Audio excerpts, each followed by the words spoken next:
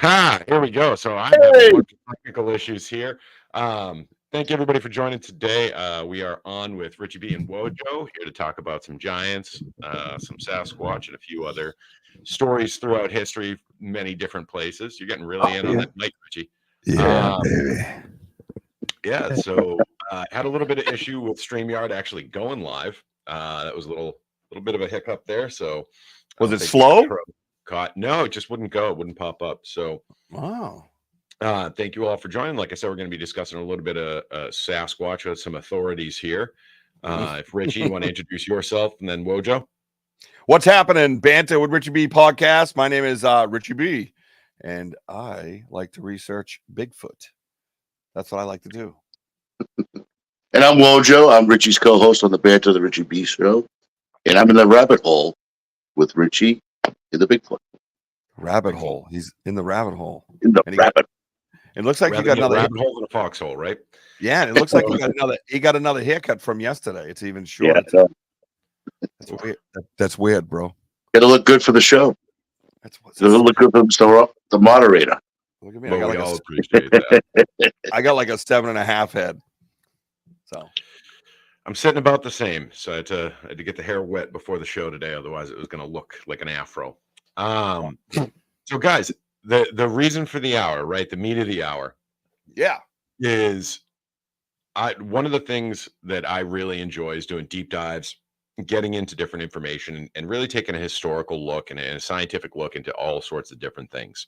Now, not everything can be explained through science, especially when it comes to the paranormal. Not everything can be explained through history because we're missing large gaps of recorded history. We're missing entire cultures and their inputs. But one of the things that has spanned across almost every major civilization throughout all of written and oral tradition is this concept of giants, of wild men in the woods, of some kind of creature that is akin to us, that is just a bit more feral or a bit more in tune with nature. And so today I would like to go over with you guys, just as kind of authorities in your space, right? That notion, especially as it affects North America. I know, Richie, you're incredibly passionate regarding the red-haired giants of North America. And then we'll talk a little bit about some of the other cultures throughout the world that have these mythos and have these stories. And I apologize, I don't mean to be disrespectful by calling them myths or legends or anything like that. It's just the easiest vernacular. So Richie, tell me a little bit about the red-haired giants, because we talked a little bit about this recently when we were kind of preparing for it, and you had brought up a lot of really good history that has been documented, right? That we have these chronicles of what happened there and how that kind of resulted in the North American Bigfoot phenomenon or Sasquatch phenomenon. Yeah, no, so what happened was we have a guest, we have a lot of astute guests on our show, and this in particular one had brought up about the Lovelock Cave in ancient America out west. Was it Arizona, I believe, is one of them. Nevada, sorry. And Lovelock Cave is an area out there where the Paiutes lived in unison with these giants, and then it's documented in the Paiute history that they lived in unison with these giants. And after the story goes, and it's their documented history, and I don't mean any insult to them, that's their documented history, but we look at it as a story, I guess, that they were befriended with the giants. They were all friends, and everything seemed to be fine. And then a lot of Paiutes started going missing over time, and the Paiutes kind of started getting curious about the giants. Well, lo and behold, however the details are in between, I have no idea. But they found out that the giants were cannibalizing a lot of their tribesmen and women in the tribe. And they basically declared war on the giants. And they pushed them back. It was like a 3-year war, 10 overall, but 3 was when it was the hottest, and killed a bunch of them off, and then pushed them back into Lovelock Cave. And the way they kind of finished them off was they filled the entrance to this cave with all these different, trees and stuff, and then lit it on fire and basically killed them that way, through smoke and everything else. Mhm. Well, as time goes on through history, as you're looking at it and you're investigating it, you go into the cave, and the cave has all these, like a burnt entrance. The soot's kind of still there. A lot of this took place. Well, they talk about it taking place when we started discovering it was like early 1900s. But the story goes way back before that. I mean, we're talking some of it. We're talking ancient America, right? And that's throughout the history of the Paiute. So in the cave, they actually found giant bones, giant skulls, different shoes that were just huge, you know what I mean? And I actually might be able to pull some stuff up on it, some pictures that we had about the giants, certain artifacts. And then Wojo was doing research live during the show even, and Wojo found the most interesting thing, because as we know biblically, giants are connected throughout the Bible, Davy and Goliath, so forth, right? Well, they wrote about the Paiutes write about them as being red-haired giants, meaning their whole body was covered in hair. And what was the thing, Wojo, that they found? The big thing that I got really piqued my interest was what? Yeah, well, thank you for having me on the show, by the way. Yeah, they found a sling, and A sling. the thing about the sling is that's back in the like it's like we're talking, first of all, 2,000 years ago that these things were around. But then they then found the sling and shoes and everything else. But the sling really caught our eye because that's like back in the Bible, like David and Goliath using slings over there. What are they doing in North America with a sling? Slings weren't developed around during those times. But I found it fascinating that they had these slings. And by slings, we mean like Davy and Goliath, like put a rock in it and sling it, yeah. right? Yep. And when I had heard that and Wojo brought it up on the show, man, I kind of like peaked. You're talking biblical, right? Yep. Giants and slings and whatever the case might be. So that became very interesting to me. Well, there's part of it to tie this into the Sasquatch origins, theory of it. I had always said to Wojo, what if the Native Americans mated with something and became this? You know what I mean? And it wasn't even a joke. It was like me being serious, And we've had this talk in the woods on our Sasquatch Adventures, which we will have tomorrow morning at 7. That's going to be kick ass. So we did more research, of course. And there was a time during this war with the Paiutes that the Paiutes killed off all the males and took the women and basically had relations with them and mated with them.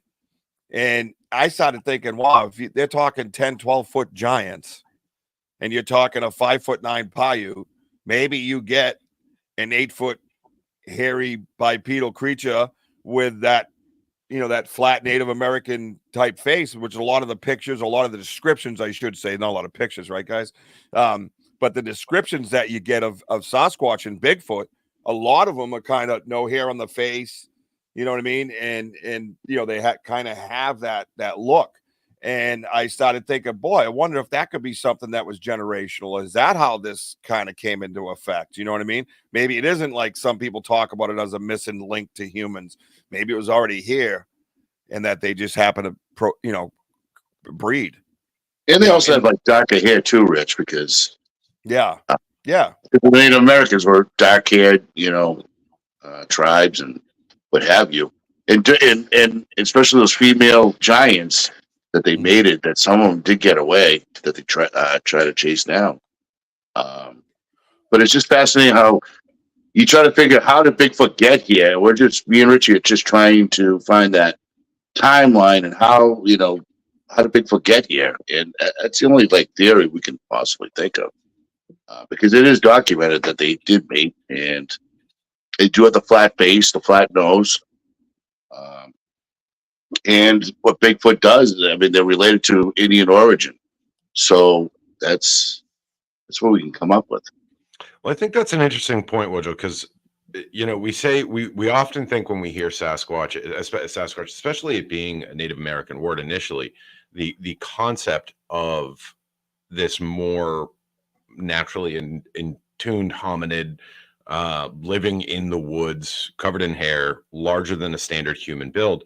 There are stories of these that span the globe, right? So the idea, maybe for me, I think that I would, for me, and this is just my own stance here, pushing back against maybe this origin story that it all happened there, or that was the crux of the origin, right? Is you have the stories of the Yeti, you have the stories of sub-Saharan, not sub-Saharan, I apologize, sub-Siberian creatures of the similar stature, obviously different colors. People have said in the past that it's likely that those were polar bears, because of the coloration and the size and things like that. But you have at-length stories around these bipedal creatures that are existing on multiple continents. Richie had brought up the wild man in Europe. And then, I mean, you go back to we talked briefly about David and Goliath in the Bible and these concepts of giants. And really one of the main, you have two real examples. You have in Lazarus and Nebuchadnezzar, where Nebuchadnezzar in his exile essentially got the description of a Sasquatch, right? Hair covered his entire body. He became more in tune with nature. He was living like an animal. He was out in the wilderness. And so it stretches across humanity's history that we've had these oral tales and these traditions across multiple continents. With that one particular creationism in mind, with the red-haired giants, how do you think that would reconcile the mythology that stems from different parts of the world as well? Ooh. Sorry, you're asking, I thought you were asking Wojo that part. Both of you, either one, anybody and everybody. I see Wojo looking and going, answer it, Rich. Anybody in the comments? No, I thought go in order. For me, I think a lot of these, somewhere down the line, whether it was, who you mentioned or, whoever I mentioned or how the Lovelock came, or however, for me, I'm starting to feel more so like I have friends that are researchers that believe that their own person, their own race, came here like you and I, and a lot of them died off and some of them lived, and that's where we're at today, kind of, you know what I mean? And that's, not in a nutshell, but definitely a synopsis of the theories that they have. For me, I believe somewhere else they kind of came down the line and somebody met, and then they were created in a sense. So whether it was the wild man and European wild man, 1499, 2 centuries BC, however they want to explain it, somewhere along the line, size came in, different types of features came in. We all evolved, don't get me wrong. But we're not continuously evolving. I mean, in a sense, maybe culturally, but not physically, right? So maybe somewhere in that sense that's what they became, because to me, if it's a missing link or something like that, well, then it would have to continuously evolve physically, right? Theoretically, right? So somewhere I believe two highways kind of met. You know what I mean? What are you thinking over there? I see the moderator moderating in his brain. What's happening? Yeah. So I guess that really spurs Wojo, and jump in with your answer too, like how you feel that. I'm going to jump in. Go ahead. Because I have a follow-up question on Richie's comments. I want you to have the opportunity to speak before I take a different rabbit hole here. Well, I mean, we're talking, globally, different continents. You got. All right, so like in Tibet, they have the Yeti. Okay, there has been a lot of reports of people that live in the highest points of our region, in the world, and survival wise, they talk about. I think the Siberian sheep is like the only animal that can survive way up, up in the where Mount Everest is and what have you. but there's this hairy creature that the level of elevation. Okay, I'm not sure let's say the sheep's right here, but up above is this Yeti and how he survives. And they found tracks. There's been they noticed in the villages and things like that. And so how does the Yeti come about, or the Yowie from Australia in a different continent? I mean, would a Bigfoot just swim across? I mean, like, how do we know? I think the theory that me and Richie were going through about the Lovelock Cave, I think it's just mating, and I think it's evolved back centuries ago, and so that's my theory, that way back in the day, that there probably have been tribes fighting off giants in their continents, and they mated and what have you. I mean, it's strange to say, but I mean, how else can you and I like in China, the average Chinese person is like 5'5", and then they have a giant out there that spans from 6 foot to 6'5". And again, how do they evolve? My thing is they all have their own story of wars and what have you in mating. I mean, that's just my theory. Yeah, so I think that actually you jumping in doubles down on my question here. With all of that, with the concept of this being an interspecies, like a cross section of two species, right? A production of the two. So it would be more or less for those that are more Judeo-Christian, biblically educated. This would be more of a Nephilim situation, right? Where the Sasquatch is actually a Nephilim. It is the child. Well, I guess it would be the child of a Nephilim. The giants that were here, interbreeding with humanity, and creating these, as the Bible would call it, these monstrosities, right? But you also have that same kind of imagery and that same storytelling in the Greek and Roman mythology, where you had these demigods and the children of demigods coming out as monstrous animalistic creatures, right? You have the stories of the Minotaur. Well, that was a curse, but you have stories of these half-human chimera, essentially, being the result of interbreeding with divine beings or curses from divine beings. So that's terribly interesting. And one thing that you had said about the elevations, and it wasn't something I had really dialed into in any of our previous conversations, or really until you brought it up just now. Again, kind of revolving around this Judeo-Christian biblical history of it. I find it terribly interesting that if the majority, and correct me if I'm wrong, you guys are saying most of the reports are coming from higher elevations. Most reports of Sasquatch or Yetis is typically from the higher elevations. Well, I mean, in the Bible, the flood was to eliminate the Nephilim and their offspring. Well, I mean, water settles, right? So now you have these spaces of incredibly high altitude where these beings are able to exist, they're able to survive, which would have been above potential flood lines. I mean, the history and some of the stipulations and very strong theories around Noah's Ark and where that would have landed, it would have been on the top half of a mountain, right? The idea that the entire world was completely consumed with water would be impossible. It would have never receded. And so there would have had to have been peaks, right? So that's interesting to me that I did not know about the elevation thing. I'm right around the corner from you guys. I'm over right next to the Bridgewater Triangle. We are below sea level. So whenever I hear anything about Bigfoot or Sasquatch, I immediately go to that and think, trudging through the more of a Swamp Thing situation than a high mountain creature. Yeah. But I also think that what you're getting into is the origins, and what we're saying is the evolution of. So I think the origins might have a lot more to do with elevation, and then the evolution has to do with I can live anywhere.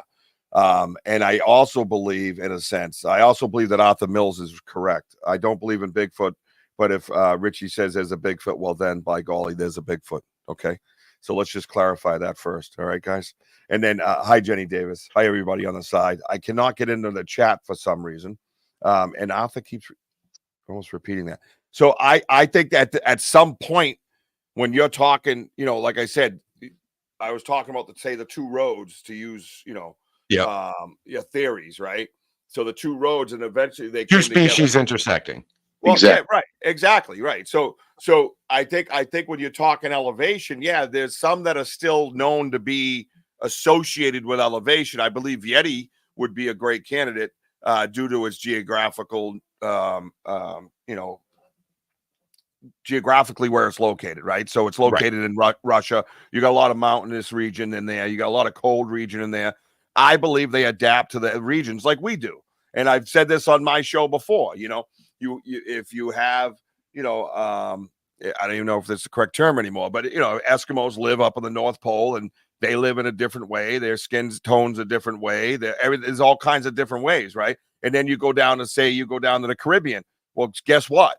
It's a whole different person. You stand them side by side, it's two different people. Well, why is that not the same with a Sasquatch? And why is that not the same with a possible species of a giant or whatever the case might be, right? So then when you have those two meet, they make something, combined in a sense, right? Now you have all that evolutionary type DNA and generational type behaviors, interacting and creating something, perhaps bringing it down to that lower elevation where they can explore more, where they do walk through swamps as opposed to climbing mountains or living in caves.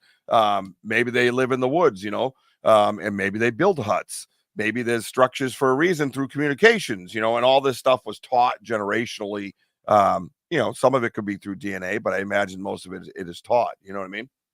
Yeah. So I guess that would almost imply that the Sasquatch would be more prone or more apt, I guess, to be an evolutionary species as opposed to a static species. So as hominids, as Homo sapiens right now, we're more or less static, right? Our evolutionaries are more adaptive. They are typically not genetic. There's very few genetic legacy adaptations that we're seeing right now in humanity, whereas in Sasquatch, that would have to be the case. You would have to have generational adaptations becoming more of an evolutionary curve in order to be able to kind of exist in these much more brutal environments or more temperate environments. But that's right. Same as early man, right? Well, so I would argue that no, not at all, right? We didn't adapt to the cold. We made coats. We didn't adapt to the swamps. We made boats, right? Or we didn't evolve in that sense. Well, we didn't have webbed feet. We didn't have webbed feet or get thicker skin. Right. But we lived in a completely different environment geographically around us because the way the world goes on cycles, right? And we were able to adapt, but not necessarily evolve, right?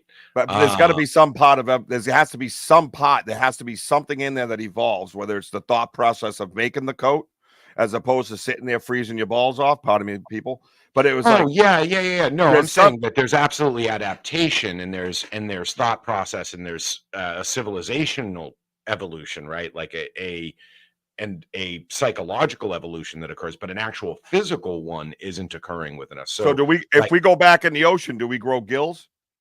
No, and that's why I'm saying we are a more evolutionary static species. So at some point they just did what you're saying, they just stopped. We did, yeah. Well, they must have too then, because otherwise they would have caught up by now. Well, but so I don't know about that, but I would say that the ability to live in a incredibly high altitude or low altitude, an ability to adapt to, at polar and glacial regions, right? You're talking about severe tundra conditions. Those are, unless Yetis are wearing a coat and Sasquatch aren't, that would be a complete evolutionary. That would be a physical evolutionary change. Right, but that also could be a geographical in a sense, because if I go to Nepal tomorrow and I look in the Himalayas and I try to find Sasquatch, right? Yeah. And he can breathe really just fine with it, and so can't the Nepalese and all. Was it Nepalese or Nepalese? The Neapolitans, yeah. Yeah, sorry, thank you. Nowadays, the ice cream, isn't it, Wojo? Yeah. Yeah, it's a whole different subject, gentlemen. Pistachio's the best, and that's the end of the conversation. Yep. On to the whipped cream. So, anyways, no, seriously. So, but they can breathe in that air better than us. People in Colorado can tolerate better than us. So there's some kind of physical, something that goes on to where if I go to Colorado tomorrow, because I'm used to sitting here breathing in southeastern Massachusetts, I'm going to have trouble for a few days to adjust to it, to my body. Adjusting. Right. Yeah. Well, it's the same thing. So if you go up to a Yeti, yes, they do have a coat. They actually have a thicker coat than a Sasquatch would, because a polar bear would have a thicker coat, more waterproof coat than a brown bear. Do you understand? Right, but Richie, if we took you and we dropped you into the Himalayas tomorrow, you're not going to grow extra hair. You're not going to. That's not you. You aren't going to. Right. Exactly. I see what you're saying. So that's what I mean. The difference between adapting and evolving, right? Like we can adapt to a higher climate, but there is a threshold where we hit on air thinness that it just doesn't work, right? Like it doesn't. I don't care how long you hang out there. You're going to die. You're just not going to get the oxygen you need to function. So the idea that the same species, right, the same base species can exist at 5,600 feet and negative 20 feet, that would have to have been an evolutionary diversion. Unless physically the Sasquatch is capable of a much wider range of habitable zone than we like, wildly different capability on habitable zone. That I would believe. Right? I mean, my thing about the Yeti, okay, the Yeti can survive. It's pretty much the Yeti can survive in that whole area, okay, below and higher. The only thing, like being in Nepal, yeah, they do survive, but the higher you go, obviously, we have to have oxygen mask, whatever. But the Yeti can travel. It's not like there's abundance of food for them, up that spectrum that I explained of that certain height where you have that the Siberian sheep that I think it's like 20,000. I don't know the numbers, but there's not an abundance of food for them to have the higher that they go. Yeah. But supposedly there was a show. Oh my God. Something Unknown. Sorry, I don't know the show on the top of my head. Destination Unknown. Yes, and I forgot the gentleman's name that runs it, but that they let him in under secrecy that they do have a live Yeti head, like they preserved it. Skull cap. Yeah, and and also too, I want to go back to is so when the giants in the Paiute Indians when they captured these female Paiutes, these female giants. I mean, as big and strong as they are, dominant that they were, maybe the chiefs probably saying, well, maybe if we started mating with them, maybe they can be part of our tribe and defend ourselves and things like that. And that, I'm just thinking of thought process back then. And weaponized mating has been a thing, right, for a very long time. Yep. They talk about it now, even with Bigfoot now. People, there's that whole government conspiracy theory that we're taking the Bigfoots out of the woods and we're weaponizing them. You know what I mean? And right. whether it's through their brain or through mating or whatever the case might be. I will tell you right now, if Sasquatch rolled out with a M26 minigun, I'd probably shit my pants. Time to go. That's not a probably, son. Yeah. Minigun is something that I just don't want to see. Yeah. No, you actually brought up. I love that you brought up the whole conspiracy theory thing. because this is another big question I have for you two, hyper specifically, especially given the amount of North American research you guys do. Mhm. So there is a lot of conspiracy around the U.S. national parks, Yep. and that the U.S. national parks were not intended to preserve the trees or the nature of the U.S., but instead to create essentially a preserve Mhm. for something that's out there. And there are many accounts from park rangers and civil servants that have had a lot of very odd experiences in Mhm. our national parks, especially in the Pacific Northwest. Um, what's your takeaway on this? What's your feeling on some of the things that maybe Teddy wasn't necessarily caring about the trees, but instead he wanted to make a deal with inhabitants of those areas to kind of ensure the safety of the general public in North America? I mean, I think anything's possible with Teddy. Teddy was a Sasquatch enthusiast. Teddy has documented, supposed documented evidence of him. That's Yeah. actually true. Well, I And, mean, that's what fed into a lot of the conspiracies, I well, think. That's what yeah, but that gave a little bit of credence to it. anything's possible, and I think that it could be a combination of everything you mentioned. It's just that there's an underlying cause or an backdoor deal, right? Mhm. I don't see it as being impossible to do. I mean, if it's a top secret safety thing for America, then sure, they're gonna tell you till they're blue in the face that there's no UFO sightings when they're flying planes, right? And Yeah. that a pilot's never seen one, and they're gonna make you shut your mouth about it. And that's generally what they do. I'm not generally a conspiracy theorist. I don't think there's. I think when you use the phrase itself, conspiracy theorist, that's not based necessarily on facts. It is basic. It is, and it's not based on research. I'm a researcher. Researchers, the definition basically is I'm searching for facts. That's Mhm. what I am. I'm a fact seeker. So I'm looking for facts just because I look at structures. And for me, my theory is that there is a tie-in with that in Sasquatch. Doesn't make me a conspiracy theorist, makes me a researcher because Well, I'm I mean, let's be fair. You're not paranoid if they are, it's only paranoia if they aren't coming to get you. you mean my But ex-wife? no, I I think that there is definitely a negative connotation with the concept of conspiracy theorist. Hmm. Yeah, there But is. Yeah. I think that it's really important to note that ideas and truths, right, often Hmm. start, and more often than not, start as a theory. Yes. Now, the idea of the US government acting conspiratorially Hmm. is a fact, right? Right. So That I part think is true.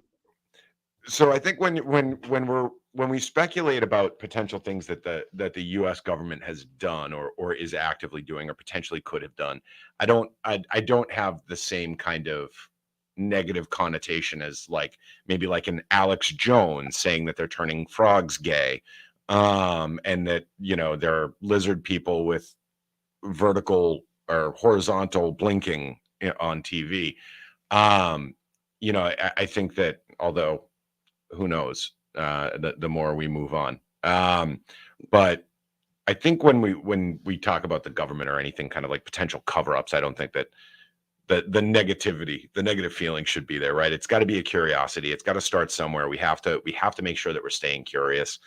Um, and for me, I think there is enough base evidential documents to start a foundation of a theory on that, Hmm. right? We know the establish of the national parks wasn't even a thing that we were talking about congressionally, and then we had an executive order out of nowhere. We have a president that was a known Sasquatch enthusiast. I mean, the man actively rode an elk. Like Yes. he was kind of that guy, right? Yeah. Um, And so I think to speculate or to start a theory on it. Now, if we were to continue this and say that it was true and this is what actually happened, then we've gone down that negative, false positive with lack of research Right. trap. However, to just discuss it, I don't want you to feel as though that it's, to say the conspiracy theory. I don't want you to feel as though that's a condemnation or a statement, right? Oh, there we go. Stacy, remote viewers have stated that Sasquatch are alien avatars. Is an alien. Okay. But with Chewbacca as opposed to 9-foot tall, green, dancing people. All right. The point to the red dot that follows the creature around is a monitoring probe. What's your thoughts? The red dot that follows the Sasquatch around. I'm actually unfamiliar with that. So real quick, and then I'd like Wojo to answer this question. Conspiracy theory. The Smithsonian had 5 skulls from the giants. Yep. That they claimed that they buried in a ritual in honor of the giants. There's documented proof that those skulls were in their possession. There's pictures, photographs, DNA or whatever it was, scrapings from the bone back then. It was older then, but now it obviously could be DNA. But they go, oh, we just buried them as a ritual and a respect to the giants. What the hell are you talking about? That's part of the Earth's history. Why would you do such a stupid thing? If so, where'd you bury them? Let's all go also, there. how would you know the ritual that would be respectful? Right. I don't understand it. It was a bizarre statement. Are you playing bagpipes, you donkeys? Makes no freaking sense. You know what I mean? As far as Stacy's question, I'll let Wojo take that one because that's, yeah. Go ahead, Wojo. But for the alien?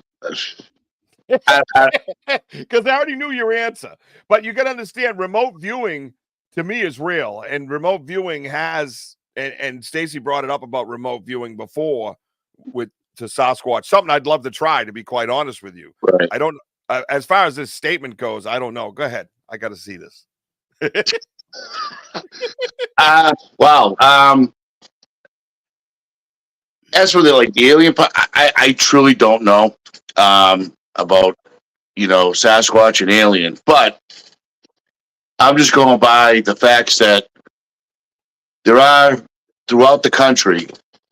There are burials of giant skulls, giant bones, and these structures that people just can't figure it out. And we have these 2 brothers, the Vieira brothers, have located hundreds and almost thousands of these burials throughout the country of these giant heads. And even underwater in the Great Lakes, I think it was Lake Huron was one, and Lake Michigan was another. It's as for aliens, it's I don't know. I don't know how to answer with the aliens, but I'm just going by what we are now factually finding throughout the country of these giant stones that people can't explain. So maybe they buried their I don't know, their families, these gigantic stones, beautiful stones. And again, we're finding them, but it's the government that tries to cover everything up and try to shut you down. The conspiracy, they don't like, conspiracy theory, and actually, they don't want you to find actual facts. The government, to me, is just bad. I guess they don't want to put people in panic, but this stuff is out there. And well, I don't know if it's about putting people in panic, if I may interject here.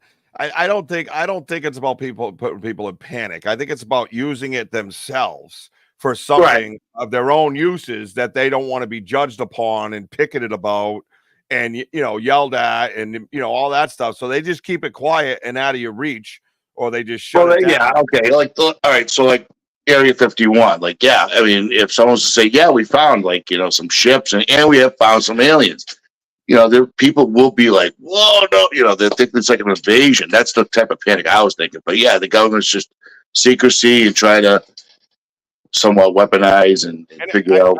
I think you're partly correct with the panic. They don't ever want panic because panic's never good for government.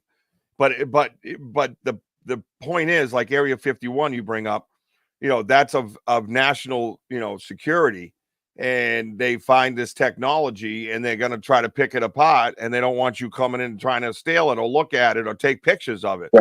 That makes sense to me.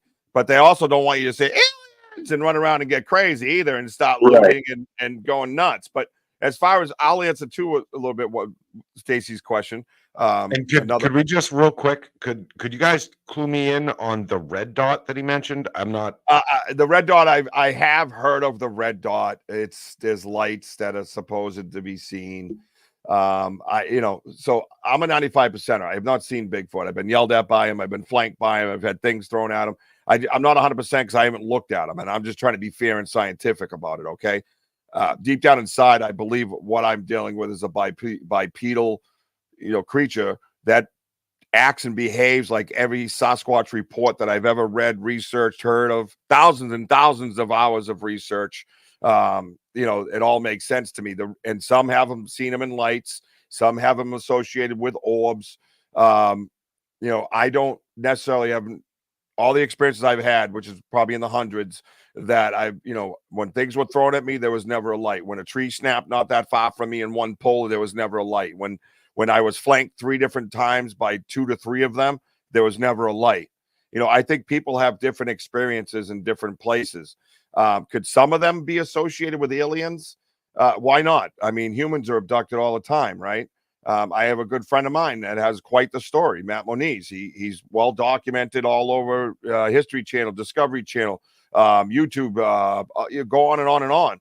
And look him up, you know what I mean? And he has his own support group for people that were abducted. I mean, it's really serious to him.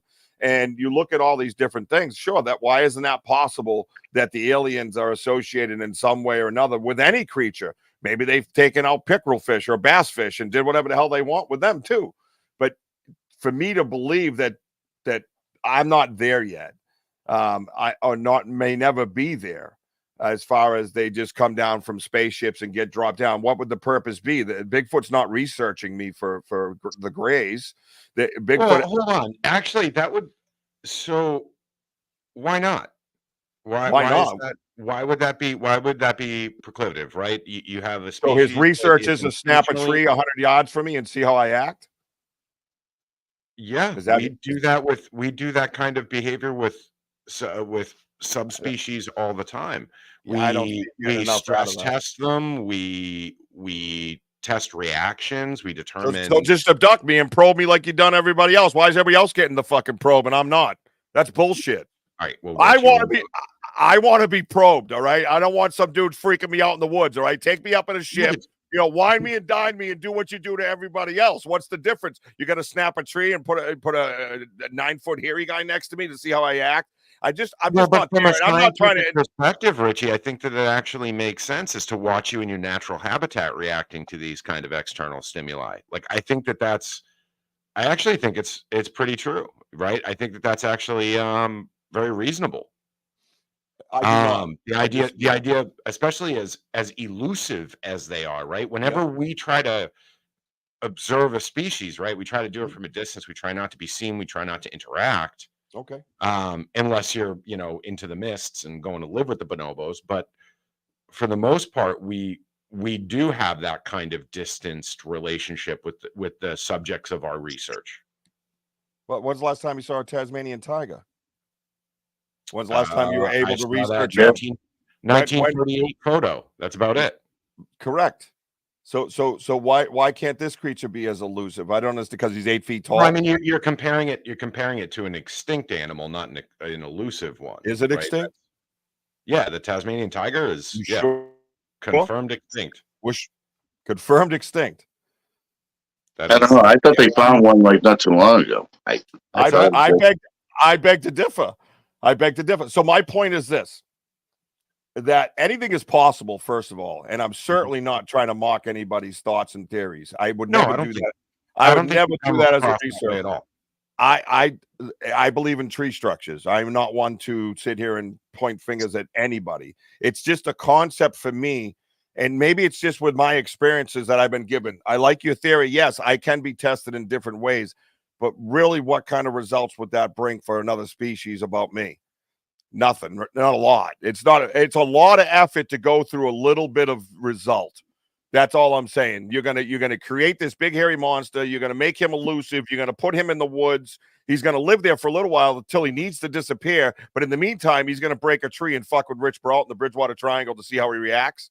I'm just not buying that. I'm not there yet. I'm not saying it's not possible. Again, I believe that the magic whirlywinds don't always make tree structures. I believe a bipedal 8-foot hairy creature does. So I'm not one to point fingers, but I'm just saying if I break it down and I go that way, it's very hard for me to go through all of that for such little result in research when, again, you can abduct me, you could probe me, you could slap me in the face, you can call me daddy and send me back home. You know what I'm saying? It just doesn't make sense to me. If you have the capability of picking, maybe your research is pick the tall guys this week, pick the short women next week, whatever it might be, you can just do that whenever you want as an alien. Why can't you do that? You know what I mean? It said that they are avatars, and I agree. The avatar thing is even further away from me than living on a spaceship. So that's, with all due respect, you're a brilliant remotely man. jacking into your earthbound avatar. Yeah, it's a crazy theory. Trust me, when I in the 80s, I did a shit ton of fucking acid, and I tripped balls every day. And I'm talking like 3 hits at a time. I could handle it. Do you know what I'm saying? And that's what I believe those types of theories are like acid trips to me. They're that far, and it's just maybe my peanut little brain can't, grab that concept, and yourself and other guys like Stacy that are much brighter than I will ever be have such a vast intelligence that it can go to those places. And I'm kind of stuck in my realm with what's in front of me. Do you know what I mean? And both are okay. Both are. Yeah, I was just gonna say Okay, let's not degrade your stance here or like build up anybody else here because screw me, all right? I suck. I hate life. Yeah, like I'm gonna call in a wellness check for Richie at about 7:30 tonight. Make sure he's not, But do you see what I mean, though, with the two concepts, though, right? I mean, everybody's different. Everybody has but they're all important. Absolutely. They're all important. They're all important. They all mean something. It's called research. You're searching for facts, man. Yeah, and actually, Courtney brings up a really good one. I hate to jump away, but I want to hit this before we go because we're all relatively long-winded. We only got about 13 minutes left. The idea of Bigfoot becoming mainstream. Do you think that there would be more sightings or less? That's great, Courtney. That's a great question. Yeah. So I'm gonna add to that question just a little bit. Right? Oh God. Well, so we've established, like, we can agree that Sasquatch isn't, if Sasquatch is out there, right?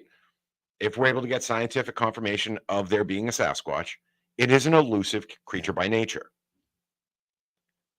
Knowing that it is intentionally trying to not be seen by the masses, right? Correct. If in droves we went into the woods in an attempt to find it, what do you think the reaction would then be? Fight or flight. And that's the question: is this a flight creature or a fight creature? I think at the end of the day, right? Like we have the stories of the red-haired giants and things like that. That was obviously a fight species. Became, yes. So do you think that it would become just the most elusive thing ever as people went in droves to try and find it? Or do you think we would be confronted with a very violent reality? What do you think, Wojo? I don't think about the fighting part anymore. I think it's more the elusive. Look at the deer. I mean, like all the senses of a deer. I mean, if you want to go deer hunting, you think you can get a deer every day? Doesn't always happen because they have great sense of smell, eyesight. We're talking over a mile that they can smell you, all this stuff. Bigfoot wise, I mean, they have probably great great senses beyond us, obviously, and um, they just don't want to be found. But they have, like, yeah, there's been sightings all across the globe. But I think it's like, everyone makes a mistake here and there. I mean, I don't know.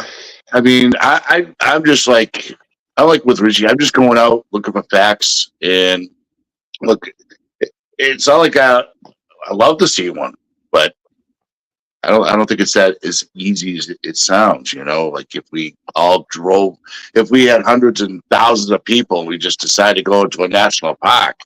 You think we can get? Let's just find Bigfoot. You think it's just? And what if you find him and you're standing there with 99 other thousand people? You think that thing ain't gonna come out swinging? Exactly. Well, and that's my point. Is right? Are we asking for a violent confirmation of reality by taking that approach? Yeah, I think it's in a sense. So I've had nothing. All right, so I've been 50 yards from what I believe was a Sasquatch. Right, I have it on the phone growling at me. Okay, I've had it beaten on a tree in an angry manner. 9 bangs, boom, boom, boom. Not a tree knock, like boom, I'm here. It was boom, boom, boom, like shut up. I'm sick of listening to you, angry like, right? But I have a gifting. I've had a gifting stump where I've left oatmeal raisin cookies on and got back a piece of tree like and perfectly ripped off, I would suppose, a tree and laid gently on this stump. It's like a good neighbor, bad neighbor reaction. I mean, I guess I can predict that's pretty much like what it is to me. I mean, like Richie's got a lot of vocals, a lot of tree knocks, just to let it know, like, hey, don't it's like don't come over here or something or whatever. And that's pretty much how I'm trying to answer. Like, good but neighbor. I think if I walk, but if you invade their space, I'm sure they'll come out fighting. Yeah, I think if I walk in there with 100 of my friends, and that's why I don't, because I have respect for them, and I believe they have respect for me. Dave McCullough said it best. I think they're here because of you, Rich. That's what he said to me. He sat there and listened to him speak like the samurai sounds. We heard them talk. They were talking. We sat there and listened to it. I was with he's a co-founder of Squatchachusetts. Not a liar, not a storyteller, very well documented, truthful man with honor and dignity. We sat there together and listened to it. We know what we heard. And at any moment, they could have come through that woods and ripped my heart out and ate it in front of me before I took my last breath, but they didn't. But I also believe if I had 50 of my friends and marched towards them, it would have been a whole different story. But it's also protecting. It's respecting them and protecting them at the same time. I mean, I would want having like if you have a sighting, you call a dozen cops out there. I mean, I wouldn't do that. Hey, listen, it's their territory for now. I get. You just don't want to poke the bear. It's just that as we're doing research, we're just not here to, we're here to protect and preserve, not to invite the whole world and arrest them or shoot them or kill them. I mean, that's not the point here, I think I would say it best. If they discovered tomorrow, right? And what is your job next as a researcher? My job next would to make sure that they were safe. My job next would be that we as humans understood them better. Jane Goodall did it best, didn't she? Didn't she sit in a jungle with apes or gorillas? That was actually, ironically enough, that was my Into the Mist reference earlier with the bonobos. Yeah, there you go. You use big words for me. Stop. So I'm like, bonobos, my relatives are coming over. What do you mean? The bonobos are here? Bonobos! You want to research something that isn't Sasquatch for a minute, check out bonobo culture. It is amazing. They have huge societal structures of anywhere between 25 and 30 chimps. Crazy. They're the closest primate relative we have. Correct. They use tools. It's very interesting. Right. But look at that. Before though, the jungle gorilla didn't exist basically. Well, we have no idea, honestly. But we like to think that it didn't exist, and we like to claim that we actually know history. But the truth is, around the 1400s, we lost 85% of our written history. I see what you mean. Anglo-Saxon But society. technically, if we can't see him, isn't it extinct? Well, all right. So you want to start a fight over the Tasmanian tiger? So I will tell you this: All right, fine. in 1936, Yep, we watched the last known correct. Tasmanian tiger die. Hobbled to death in the pen. Yep, sure. 50 Right. or 60 years later, Hmm. somebody wanted to sell some books. That's true. That was a hoax. And then 20 years after that, someone wanted a TV show. So get off And the there is Tasmanian tiger. still, hold on. And there is Okay. still no evidence, no sightings, thousands of game trails posted all over Australia. Hmm. And Australia is not dense, lush forest where It's an game island. trails have tough lines of sight. Hmm. And the habitat of the Tasmanian tiger is very, very, very much plains. Hmm. It is grassland. It is Right. not difficult places to actually sight. Now, Correct. could they still be out there and we just missed the enclave in which they're hiding? 100%. But unlike the Tasmanian tiger, Mm. we don't have photographic or video evidence that's been able to be 100% corroborated and is 100% bulletproof of Sasquatch.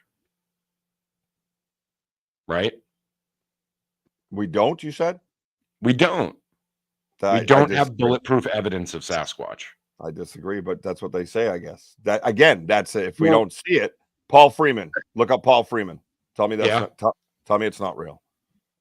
This is All right. Well, no, but I'm just saying as if from a scientific perspective, right? Like if we had Right. concrete bulletproof evidence, it would be undeniable. but I just created the same exact thing with you Yeah. with the Tasmanian tiger, didn't I? That everybody has created with the Patterson Gimlin film, right? I create anything I want. I just did. We just had a huge debate over it.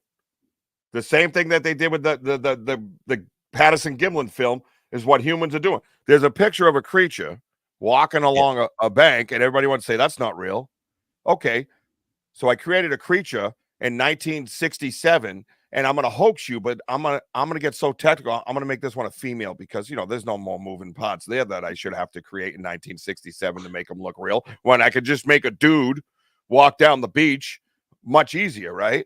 That's like a guy the other day got into it with me making fun of structures and stuff, and I said, he's telling me humans go out and could do that. And I said, so somebody with an engineering degree is going to grab a bunch of equipment, head out 2 miles into the woods and hoax me with a possibility of a structure that we think maybe Bigfoot makes? Stop it. No, I wanna jump as you bring that up. You actually showed me a slide that's on here. Yeah. I'm trying to find it here. The dream catcher?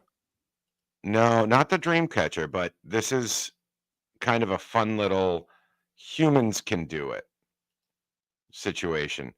Oh, good. The amount of torque required Oh, on that twist. to Yeah. twist that tree, The little one. I would The little be 360. I would be hard pressed to believe. I'd be very hard pressed to believe that a human went out and do that, no matter what degree they have. Now, could a person go out and on the far right here, move a 30-foot tree? A nice little like 4.5-inch tree. Honestly, I did that last night. I cut down a birch tree and I moved it and cleaned it up and everything like that. That's possible. What isn't possible, in my humble yet arrogant opinion, is twisting a tree to the point where it shreds and frays like that. That is not a physical human feat. It just isn't. No, it isn't. And the beauty of it is you take any one of those branches and just try a branch that wide and try twist it into a 360. That particular tree, what's his name? Cliff Barackman wanted that for his museum out in Oregon, and I turned him down because at first I was all excited about it, and then I'm like, nah, I can't do it because again, I'm connected to what's on my land. But yeah, Well, but also, I'd challenge anyone to twist a tree any degrees, let Correct. alone enough to really separate it like that, like 180, 360 degrees. Yeah, Well, this, how about this, Ian? The one in the middle, okay? That's like a 180. Now I shook that tree Hmm. on the the part where it's laying down in the base of it. yeah, That tree was alive. it's still alive. And, Yeah, and I'll tell you right now, I bench pressed over 450. yeah, Yeah. Okay, I'm a strong dude. There's no way I'm shaking the heck out of it just to try to separate that. yeah. There's no way. I don't care how strong you think you are that could actually do that, or while it's laying down the way it is, try to rip it apart, like rip it off or shake Or even stand it back up. yeah, standing it back up. It's impossible. Yeah. Well, Now and I mean, you look at it too, like you look at the grove that it's sitting in. Even let's say, like, let's go full on devil's advocate. Oh, so we got I've seen that kind of twisting of a walnut tree by a lightning strike. There'd with be a all lot of its lightning in his with all its in this box space. still on it. Oh, that back. Well, I think that if lightning strikes, either A, it'll explode. B, it'll strip the bark. Let's say if it twisted like that, at least strip the bark. Yeah. And, And most you know, trees that are hit by exactly. lightning, most trees that are hit by lightning die eventually over time. I think for me on this, like let's to take devil's advocate here and say, let's say Richie, you were unscrupulous and you decided to take these photos in such a way that there was a lot of things, but there was a lot of empty area behind you, right? Mm. A weather pattern or a normal thing just wouldn't be able to do that. Now, granted, yes, there are times where like lightning can create wild patterns in wood, but there Sure. are scorch marks, there's signs of lightning strikes and things like that that you can actually tell. It doesn't just twist the wood and bend it at a 90-degree angle, Mhm. 6 feet off the ground. So No. while I can definitely say that like Stacy, I too have seen things where lightning has struck trees and it has caused odd shaping and malformations in the tree. Agree. Yep. But these particular photos, they're in a grove, right? I mean, like when you look at the tree cover, that is 360. If you were to walk around that, you would see that level of trees across it. So it's also not going to be the highest point to attract a lightning bolt. It's not going to attract a lightning strike, just being where it is. Yeah, I mean, this was really cool to me. This is actually really, I think it's really good evidence of Thank something you. is definitely in your woods, Richie. Yeah. And that something is something I would never want to meet accidentally. Because that's just the ability to bend and contort wood in that way is just beyond me being comfortable around that type of strength. Yeah, and it has that you have to have thumbs in order to do that type of stuff. It's a 180. You could look on the one on the right, you see the ripping and the binding of the tree, the molecules and everything else basically torn apart, right? And then the reason why I take a picture of it the long way, because I want you to see the branches.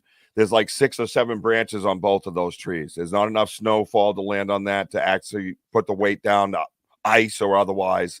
With all due respect, I think, like I said, I think lightning on these small trees definitely would have left a lot of markings and things like that. The one on the left is much older than the one on the right. So I wanted to kind of show a generational type thinking that goes on here. Perhaps some kind of training and teachings and things like that. You look at, like I said, there's not enough branches on there for like snowfall, wind, and ice to even do that, because there's just not enough to catch on it. There's just not enough weight physically to be able to, that thing's able to hold with its surface area in order to slowly fall diagonally spinning to the left. It just wasn't possible.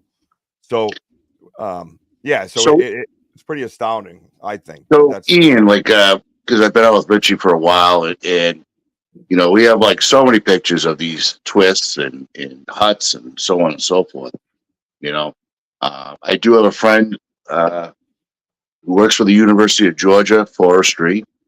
Yeah. I showed him numerous pictures of everything that we have. He's like freaked out about it. He's like, he's never seen anything like it. Yeah. And you know, people throw the theory of tornadoes and things like that. Well, obviously, if a tornado came through a whole swath of area, all types of trees are going to be broken up and just split and thrown all over the place. Yep. So on and so forth. And like the huts, where from the root up as it bends, yeah, Mother Nature can do that. But the huts that we find, where we see so many like pine trees cut on up, but they're coming from different areas together and creating that hole in the middle. You can't tell me whirly winds are developing that, So he found that very fascinating that this stuff is going on. So we have we, instead of just like our theory, this is our theory. No, we all have connections and other people to connect and say, hey, what do you think about this? Yeah. What do you think of what I'm seeing? Yep.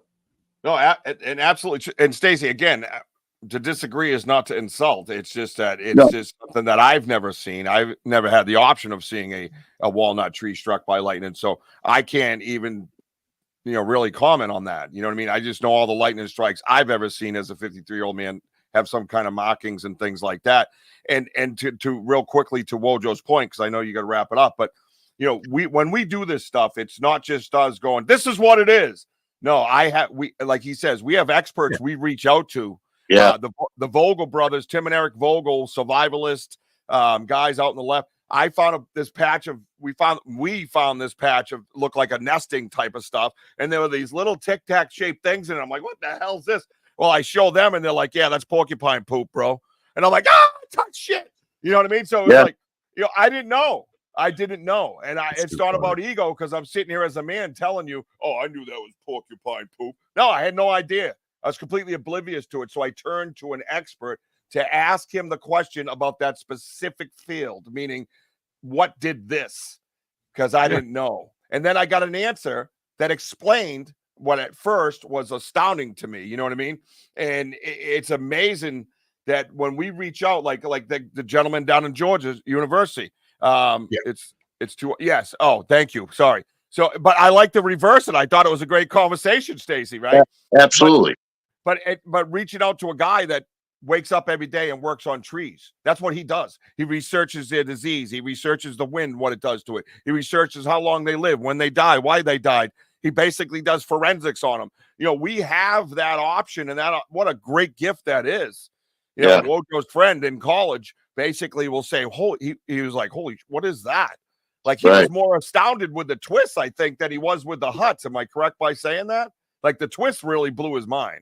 Yeah, the twist, but the twist and the huts. I mean, he's never seen anything like it in his life.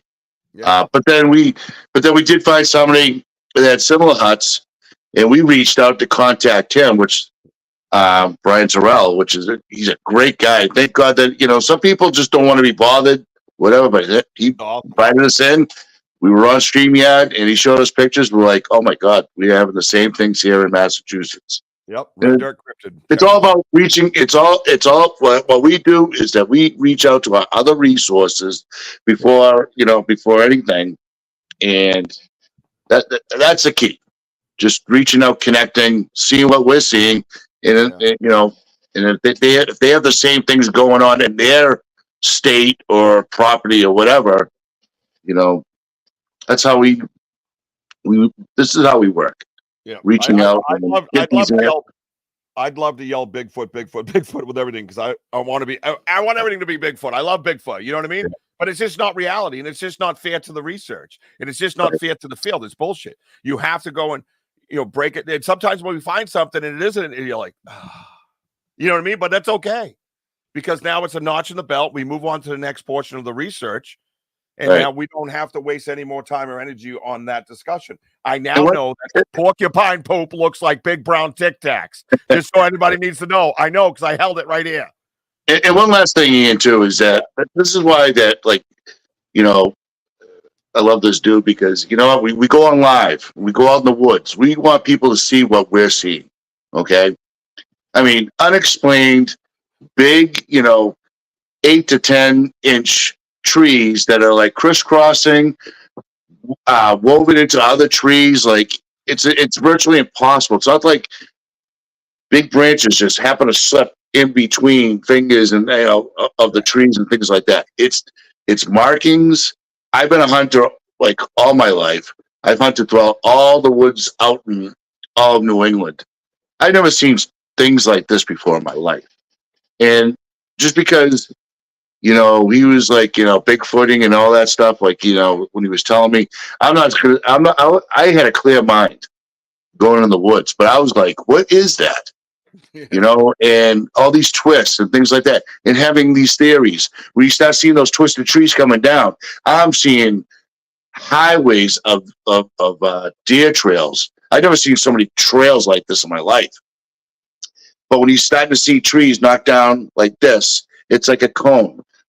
I'm seeing like 10 of them all going to an area, and me and Richie looking at each other, and we're just figuring out that whatever these creatures are trying to like corral their food and swoop them down and grab them or do whatever. Yep. These are the things I'm seeing. And this is why we use other researchers, other my friend down in Georgia, and so on and so forth, to ask these questions and show these pictures and do this and do that. Yep. It's just you can't figure it out. Knots in the trees, like these little like my fingers, big ass trees coming down and holding its place. It's unexplainable. And this is why we go on live to show from the ground up of what we're seeing, how the tree is from the ground up, and it's trees that are moved from their stumps 12 feet away. Now you have to think physics. I'm sure you must. You're an A+ student in physics. I mean, it's virtually impossible and unexplainable how this tree moved from one end to another to make a hut. It's unexplainable. I mean, I'm sorry. I'm not that bored where I want to go in the tree, out in the woods and move these trees myself, because you need a lot of people and machinery. Because don't forget, these trees also go as high as 20 to 30 feet high. It's unexplainable, man.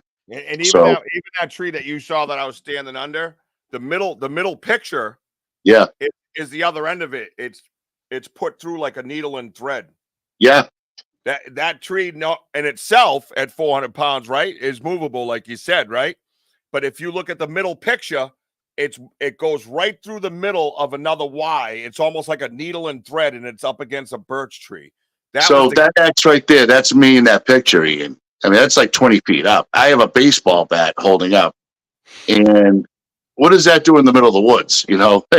Who's making X's out there? Like, and only that, what crowd are you bringing in to say, hey, that's Sasquatch? Right. Who's believing Sasquatch? That's your big evidence piece, But if you go back to the other one where I'm wearing the white T-shirt with the twist that you liked, that's the one I'm talking about. If you look at the middle picture of it, I don't know where it went. Sorry, I know you're running up. There it is. So look at the middle picture, everybody. I'm on the right-hand side. The way the growth was, it was hard for me to get a straight shot. So I literally had to go around the growth and take a picture of that tree. And you can see it's basically the same round, right? It's the same width around, right? So that tree there that's above me goes straight across and goes through this other tree, which is coming from the side.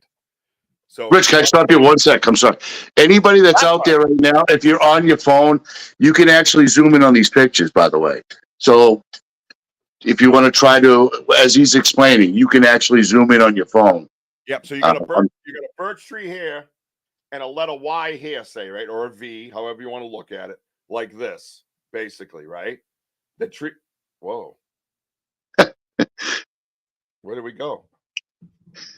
I put you up because you're doing hand signals. So I gave you the screen. I was like, what? Go ahead, Rich. No, so you got that's pretty good move. So you got the birch tree here, and then you have the other tree here. That's it, right? And the one that I'm standing under going like this goes straight across, goes through that V and up against that birch tree like a needle and thread. So it fits through that little pocket is what I'm talking about right here. Yep. Fits right through that like my nose. There you go. Okay. That's how that was. And that's why I stood there like, what am I looking at right now? You know what I mean? Like it made me freeze. And then that's when I found the dream catcher, which is obviously behind me. You can see the dream catcher behind me. So this whole area was littered with, things that I just couldn't. That's right on my property edge. This is the dream catcher on the right-hand side. I found that is behind me in the suspended tree that I call it. This is called the dream catcher. This is in 2021. And then I went home and did some research, and I found a book, lo and behold, a field guidebook to Sasquatch structures by Christopher Noel out of Vermont. And on the cover of his book from 2016 is that. I sat there staring at it like, what am I getting myself into right now? And I don't know about everybody else, but that's pretty damn close. So I feel like I've been very blessed with such a visit. That's all I got to say, man. It's I've been kind of hand chosen. I love it. I think it's part of who I am today. And to me, this stuff is unexplainable. That's a 40-foot tree that's bent almost into a complete U. I mean, that's crazy. We're not doing that. And not enough engineering degrees that I'm just going to be able to bend that on my own. And why the hell would I hoax somebody with a possibility when I could just make a friggin' footprint or apparently a set of boobs and put it on an ape? You know what I mean? It's just ridiculous. Yep. It's just silly. So there's something out there. Get your ass out there. Get your boots on. Hit the ground and go look for yourself, man. Don't just walk around paths. Go off path. Go off trail. Look up. Look left. Look right. Try to explain things on your own. It's a good time. And anything else, you get some exercise, some fresh air, and you make some new friends, and you get closer with old friends. There's nothing wrong with it, man. It's a good time. Gentlemen, thank you so much for your time today. I greatly appreciate it. To steal your line, I feel blessed that I had this visit. Thanks for having us. Thank you so much for giving up your Sunday here before Memorial Day. I want to make sure that you guys get back to your families and enjoy the holiday weekend. I know that for you guys might be outside in the middle of the day, we're traipsing through the woods, but tomorrow morning. All right. I cannot wait. Everybody's gonna be in bed. I'm gonna be out in the woods with that dude looking for Bigfoot. Well, I mean, every morning this weekend you've been on live at like 6:30, so it does not surprise me. If you guys follow Banter at Richie B on Facebook or YouTube, you probably know exactly what I'm talking about because at 6:42 yesterday morning I got a little ping. Richie's live. Pajamas on. We were joking about it. We had a birthday party last night, and Matt Warner and a few of the other from the Warner Paranormal Preservation Society came out, and we all were kind of laughing. It's like Richie was live at fucking 7 o'clock this morning. So I swear you're trying to compete with Rob on who's on live more. And I think you're giving him a good run for his money. It's a lot of fun. It's therapeutic. Thank you for having me. No problem. Thank you. Appreciate it as well. I know I want to make it very, very clear. It might be banter with Richie B, but Wojo is far more than a sidekick. The man brings information and data. I absolutely love it. Thank you. We should get a Flojo with Wojo show going. No, I'm happy where I'm at. Standing back. I'm like the Ed McMahon, and he's Johnny Carson. We do have shirts coming out. It's a Wojo thing you wouldn't understand, so you got to watch out for those. All right, they're coming out amazing. too. Yep, check it out. Check him out. Banter with Richie B. YouTube, Facebook, all the different socials. Right. Check out his merch. I know I'm not a big merch person. I don't want to sell anything, but merch links in his bio. Please make sure you take a look at it. That for a lot of the folks that are out here creating, that's the stuff that funds the exciting trips and the exciting videos and things that you actually get to interact with. So please, please, please make sure that we show some support for Banter with Richie B and also the Get Haunted Network. Also check us out at warnerparanormal.com. We don't have any merch, but we do have events coming up. And we're looking forward to seeing Richie over at the Northeast Para Expo this year. So we're very excited to have that, guys. Have a wonderful night. Otherwise, thank you for all the servicemen that are out there. And happy Memorial Day to everybody. Thank you. And good night. Thank you.